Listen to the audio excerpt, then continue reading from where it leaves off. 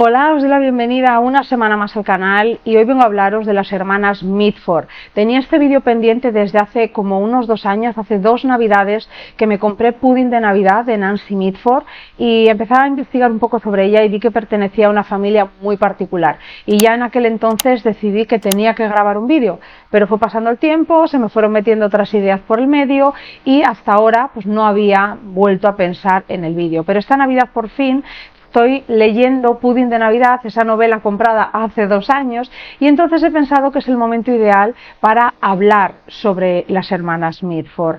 Va a ser un vídeo que preveo que va a ser largo porque me he puesto a investigar. De hecho tengo aquí un esquema gigantesco para que no se me olvide nada, porque encontré muchísima información sobre toda la familia e información que considero muy interesante. Espero que a vosotros también os lo parezca. Así que bueno, vamos allá.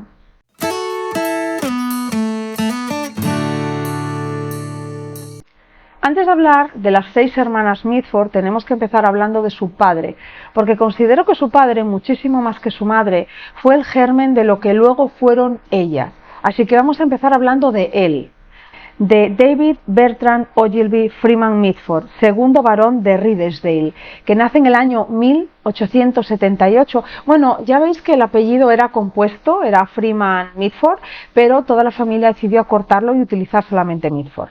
Lo dicho, Lord Riddesdale nace en el año 1878 en una familia terrateniente aristocrática de terratenientes originaria de Northumberland, y ya desde niño demostró que era una persona muy particular. Tenía unos ataques de ira violentísimos, odiaba todo lo que tuviera que ver con aprender, con la educación, con la lectura. De hecho se cuenta que alardeaba de haber leído un solo libro en su vida, que es Colmillo Blanco, de Jack London, y que no había leído ninguno más porque tenía miedo que cualquier otra lectura hubiera estropeado el buen sabor de boca que le había dejado ese único libro que había leído. Esto es mentira, evidentemente, porque se sabe a ciencia cierta que leyó los libros de sus hijas y sus hijas escribieron bastantes libros. Cuando llegó la edad en la que un noble normal y corriente de la Gran Bretaña del momento, de la Inglaterra concretamente del momento, va a Eton, su familia decide no enviarlo allí por el desprecio que él siente por todo lo que tiene que ver con el mundo de la educación. Así que deciden que entre en Radley, que es una especie de academia militar, pero no aprueba el examen de acceso. Así que la familia, sin saber muy bien qué hacer con él, lo envía a Ceilán a ayudar a un plantador de té. Aunque él no estudió en la academia militar, sin embargo fue un militar condecorado por su valor y su valentía. De hecho, no era un militar a tiempo completo, él no desarrolló la carrera militar, pero él se consideraba un patriota, de manera que cada vez que consideraba que Gran Bretaña, que su nación, que su país necesitaba que él pusiera su vida a su servicio, al servicio de la corona, él lo hacía sin lugar a dudas y participó en varios conflictos, por ejemplo, en la Segunda Guerra Boer en Sudáfrica, donde fue apresado y finalmente logró huir. De hecho, él va ascendiendo muy rápidamente en el mundo del ejército, pero se da cuenta que eso no es lo suyo y lo abandona. En el año 1904 se casa con Sidney Bowell, que es la hija de un importante periodista y un político conservador. El padre, su suegro, decide darle un puesto en uno de sus periódicos, pero él no ha nacido para la escritura. Igual que sus hijas sí, y lo demostraron la mayoría de ellas, él no ha nacido para la escritura.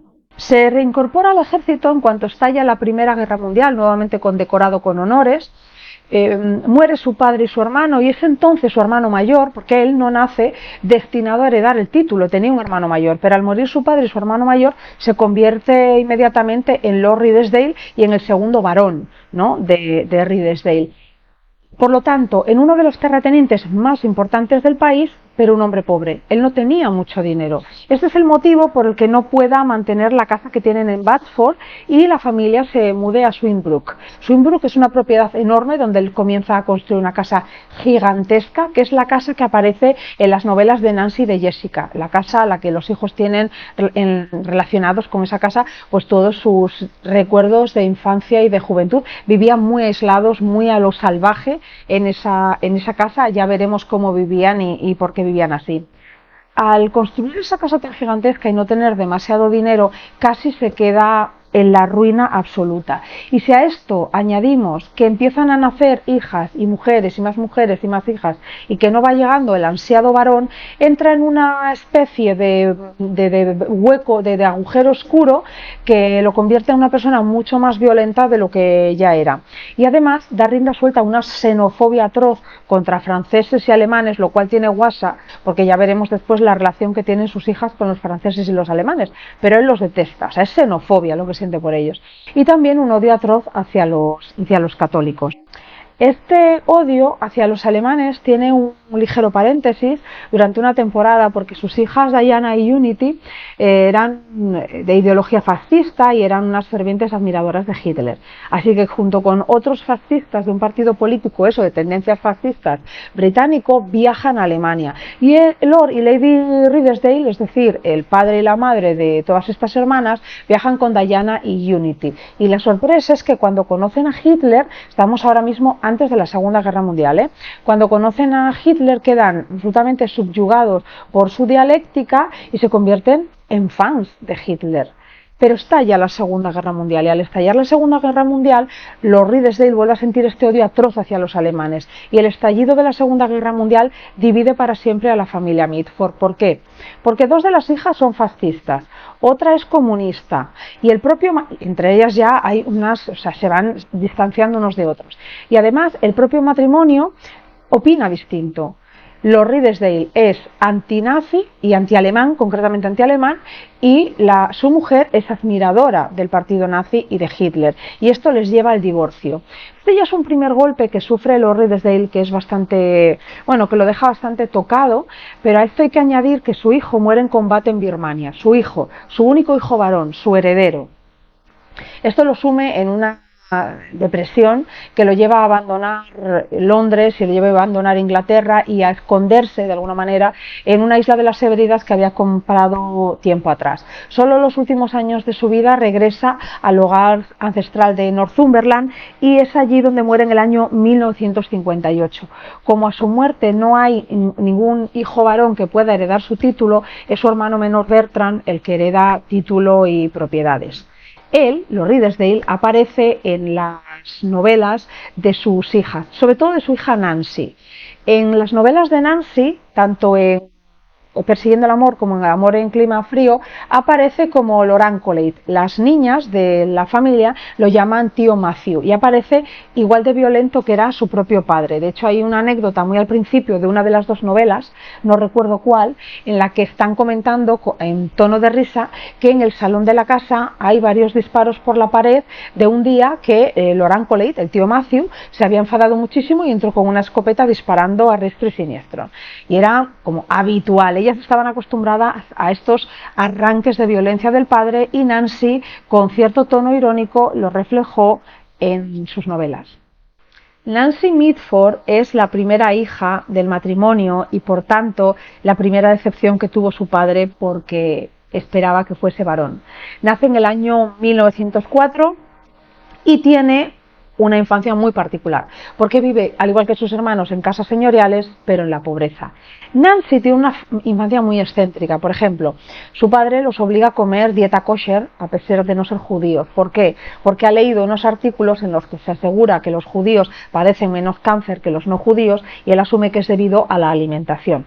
Tampoco reciben en toda su infancia y adolescencia ningún tipo de visita médica ni toman medicamentos, porque el padre no cree en la medicina. Sin embargo, sí que cree en los poltergeist y cree también en la predestinación. Odia todo lo que tiene que ver con la educación, así que sus hijos no asisten a colegios ni tienen educaciones regladas. Tienen unas institutrices a las que no les hacen ningún caso, por lo tanto van abandonando el puesto, llegando otras nuevas, que abandonan el puesto y llegando otras nuevas, pero se crían más bien absolutamente salvajes. Lo que sí que les enseña y que las hijas aprenden es a ser ellas mismas sin importar lo que los demás opinen, y a defender hasta el final de las consecuencias sus ideales. Y esto lo llevan todas a rajatabla. ¿Cuál es el problema? Que los ideales que ellas tienen chocan con los ideales del padre, pero esto lo llevan a rajatabla todas ellas. Las 6 hermanas eran bellísimas, eran muy educadas, porque aunque no habían tenido la educación reglada, había bibliotecas en casa y bueno, pues algunas leían de manera un poco caótica, pero leían. Después tenían una formación, quiero decir, tenían un cierto protocolo, conocían el protocolo y eran muy divertidas, vestían bien y eran, digamos, la adoración de la prensa del momento. Fueron las mujeres, las jóvenes más famosas y fotografiadas y perseguidas por la prensa de la Inglaterra de entreguerras. Fue considerada una autoridad en lo referente a los modales, ¿no? A los buenos modales.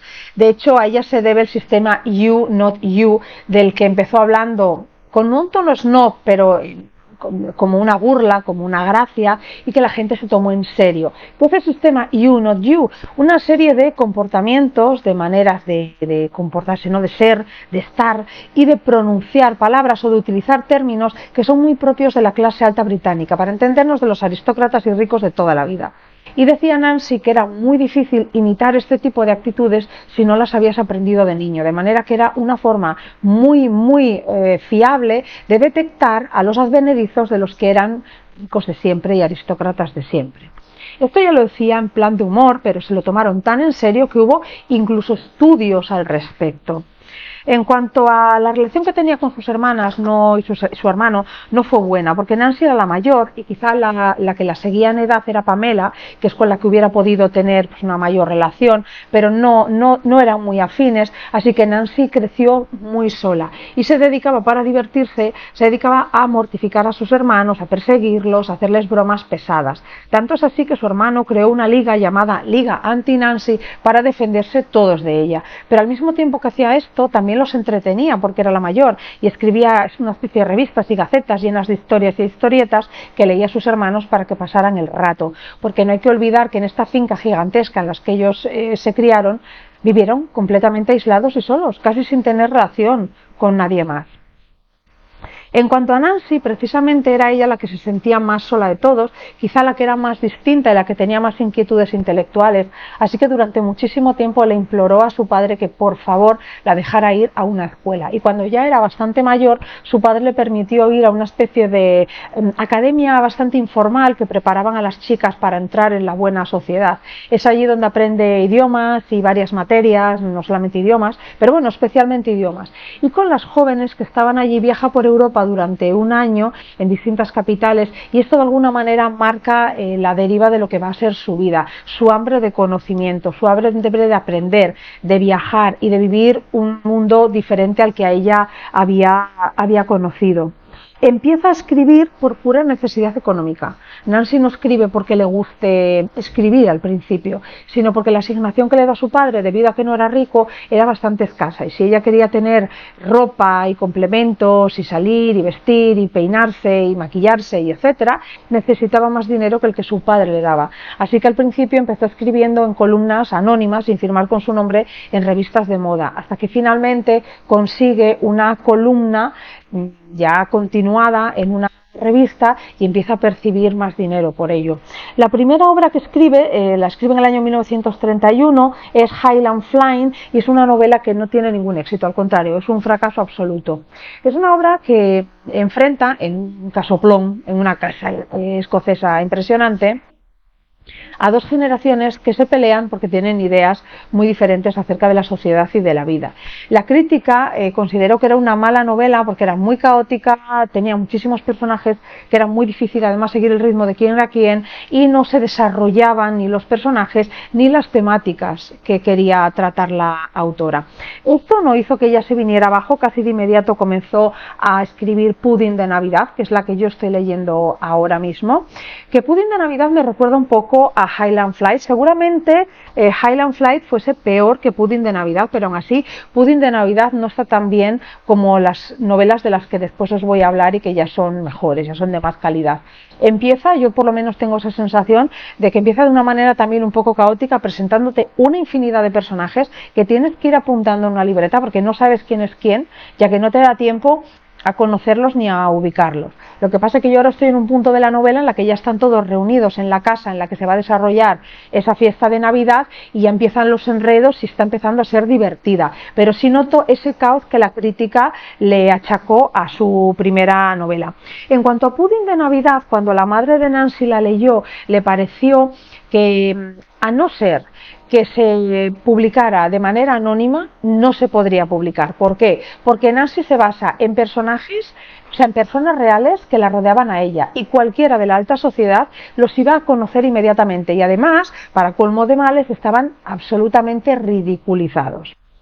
Bueno, por estas fechas, Hamish Erskine era el joven que frecuentaba a Nancy Mitford. Nancy Mitford estaba mucho más implicada en esa relación y para ella era una relación mucho más seria que para él. Tanto es así que de hecho dijo que no a varios jóvenes que le propusieron matrimonio. Sin embargo, él la abandona para casarse con otra mujer, con una que además, bueno, es una joven heredera, una rica heredera, que Nancy Mitford no era una rica heredera. Tenía un gran apellido, venía de una buena familia, físicamente era hermosa, pero no tenía tanto dinero como la mujer con la que se casó Erskine. Ella, en el año 1933, se casa también con Peter Roth, y este matrimonio casi desde el principio es un absoluto fracaso. Viven muy poco tiempo juntos, enseguida dejan de vivir, o sea, viven cada uno en una casa, pero no se divorcian hasta el año 1957. Pero el amor, el gran amor de la vida de Nancy no es ni Erskine ni su marido Roth, es Gaston Palieski, un oficial francés que conoció durante la Segunda Guerra Mundial y que tras acabar el conflicto se fue con él a vivir a Francia. Su tercera novela fue un escándalo mayúsculo porque se titula Pelucas en el verde y es una sátira al movimiento fascista y se mete con dos personas que eran intocables para la familia Mitford. Una es para las hermanas Mitford, una es Mosley, que es el creador, el fundador del partido fascista británico, y otra es la propia Unity, una de sus hermanas. Entonces, tanto Diana como Unity, sus dos hermanas menores, dejaron de hablarle por un tiempo, porque Diana deja de hablarle porque admiraba, adoraba, y yo creo que amaba ya en esos momentos, a Mosley, y Unity deja de hablarle porque la ha ridiculizado su fervor fascista. Diana perdona a Nancy y la perdona porque ya vamos a ver la vida de Diana. Ella tiene un escándalo sonadísimo, toda la familia le da la espalda excepto la propia Nancy y es ahí donde se reconcilian, pero Unity no la perdona jamás. De hecho, Unity muere muy joven y muere sin perdonar a Nancy, sin haberle vuelto a hablar nunca. Las dos grandes obras de Nancy Mitford son Persiguiendo el amor y Amor en clima frío, y las dos son altamente autobiográficas y la mayor parte de los personajes que vemos en ellas son personas reales de su entorno, su padre, alguna de sus hermanas, sus amigos, gente de la alta sociedad, nobles, etc. Nancy es, junto a Jessica, la mejor y la más famosa de las hermanas Mitford.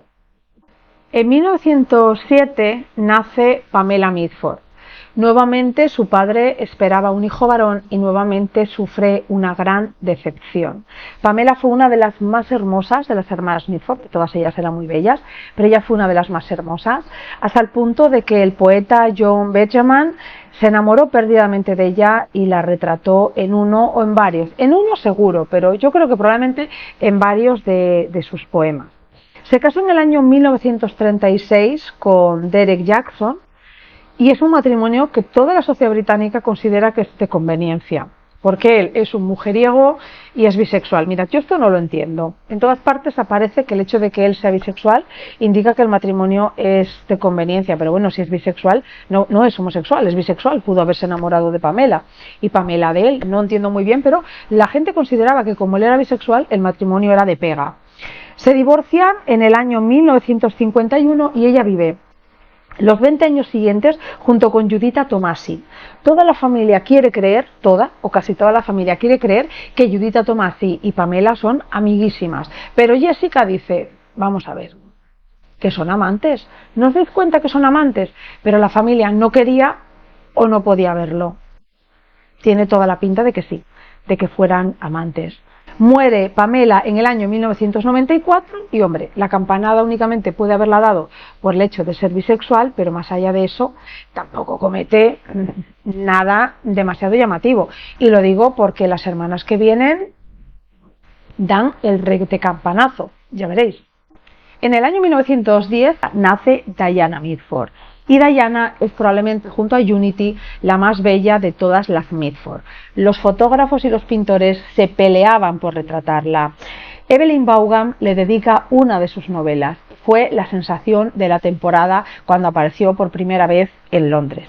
Se casa muy joven con Brian Guinness, que es el hijo del barón de Moyne y también heredero de la famosa cervecera, pero lo abandona, y este es el gran escándalo del que yo os hablaba, pero lo abandona por huir con Oswald Mosley. Oswald Mosley es el fundador de la Unión Británica de Fascistas, era también noble, era un baronet.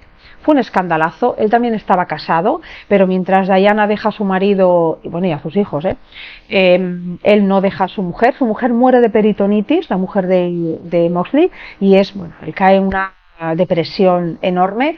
Durante un tiempo también es amante de su cuñada, es decir, de la hermana de su difunta mujer, y cuando esta historia acaba, finalmente se casa en el año 1936 con Diana. ¿Dónde se casan?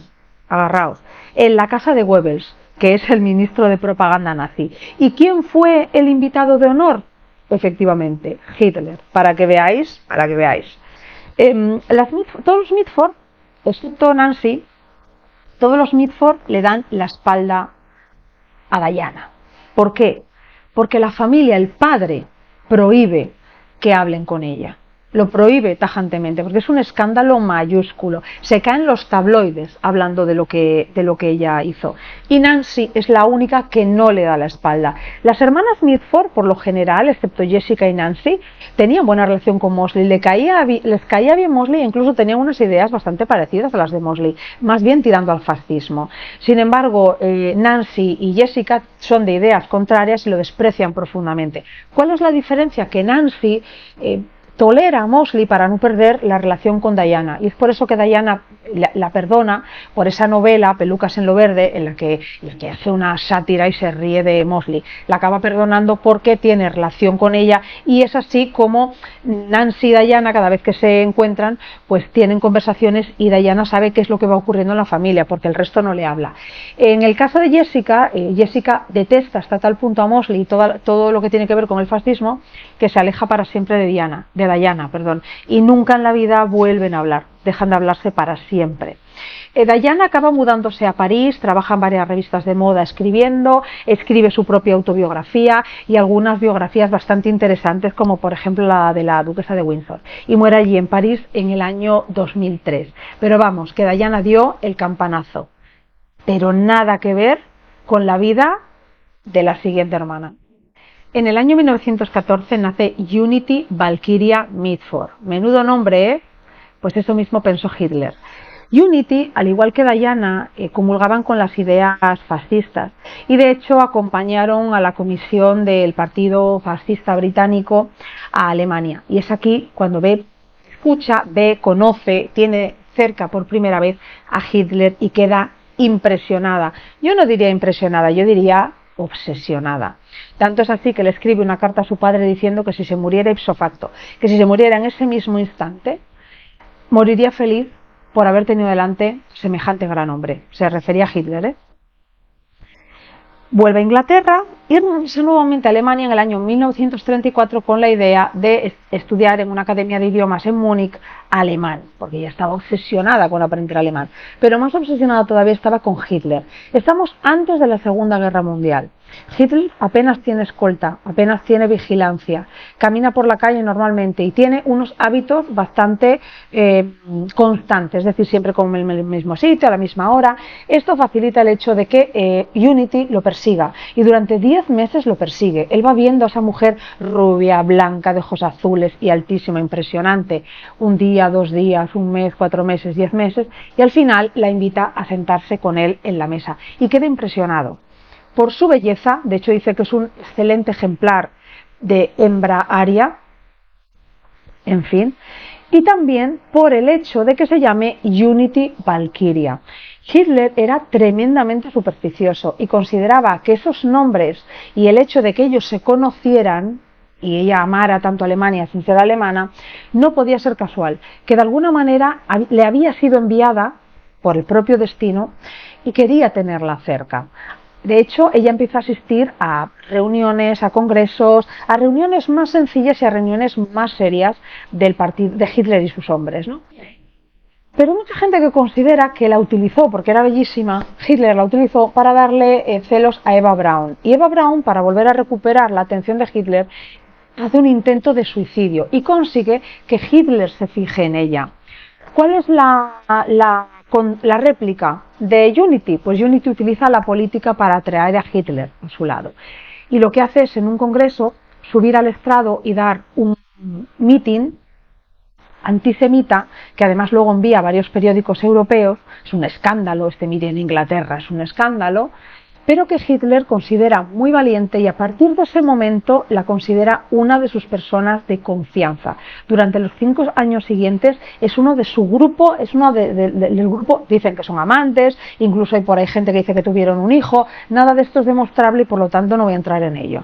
Pero sí que era de su grupo más cercano, de su pequeño grupo de personas de confianza.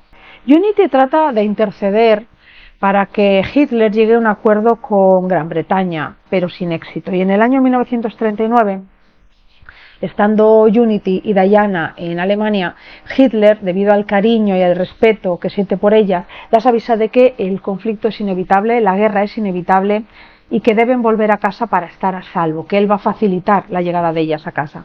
Diana le toma la palabra y regresa a Londres, pero Unity decide quedarse en Alemania porque no se cree que los dos países que más ama van a entrar en conflicto. Cuando por fin la guerra estalla, ella, absolutamente desesperada, toma la pistola de mango de perla que le había regalado Hitler para su propia defensa y se pega un tiro en la sien. Pero no muere, queda muy mal herida. Y Hitler la cuida, la hospitaliza, se hace cargo de todos sus gastos, la visita con muchísima asiduidad, pero llega un momento en el que se da cuenta que se va a recrudecer cada vez más el conflicto y se pone en contacto con la familia Mitford para que vayan a recogerla.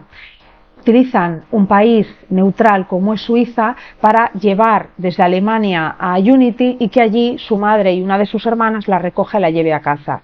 Unity nunca vuelve a ser la misma, no puede caminar, habla muy mal, tiene la mentalidad de una niña pequeña y ha perdido casi todos los recuerdos anteriores al disparo. Muere finalmente en el año 1948 por unas complicaciones médicas debido a lo mal que ha quedado, porque la bala sigue en todo momento alojada en su cerebro, pero los médicos dicen que es peligrosísimo operarla, así que no llegan a operarla. Y debido a esas complicaciones que genera el hecho de que esa bala esté ahí, acaba muriendo en el año 1948 teniendo 30 y pico años. Era una mujer jovencísima.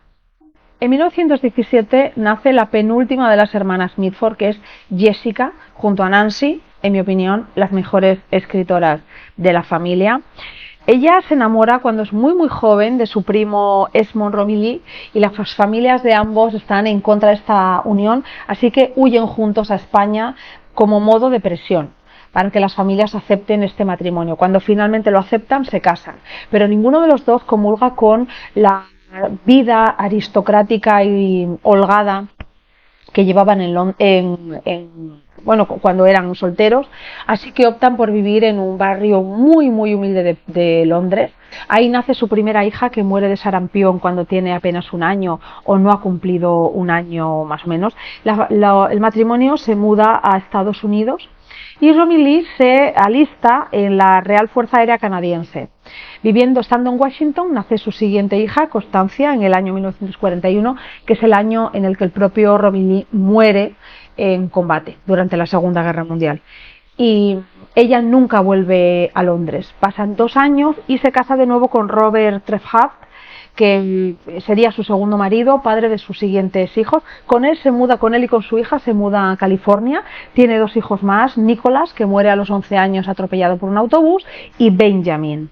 En el año 1958 renuncian al Partido Comunista, porque ellos se afilian al Partido Comunista, al Partido Comunista estadounidense, consideran que el Partido Comunista va a ayudarles en esa utopía, en ese mundo ideal de todos los seres humanos iguales, pero cuando pasan los años se dan cuenta que el Partido Comunista no sirve para eso, en opinión de ellos no sirve para nada, así que abandonan el Partido Comunista y continúan en solitario, como pareja, con esa lucha por la igualdad de todos los seres humanos.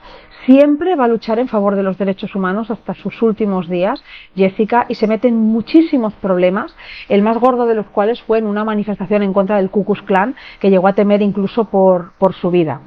Jessica muere en el año 1996 y como dato curioso voy a deciros que su nieto es James Forman, profesor de Yale y ganador del premio Pulitzer de no ficción.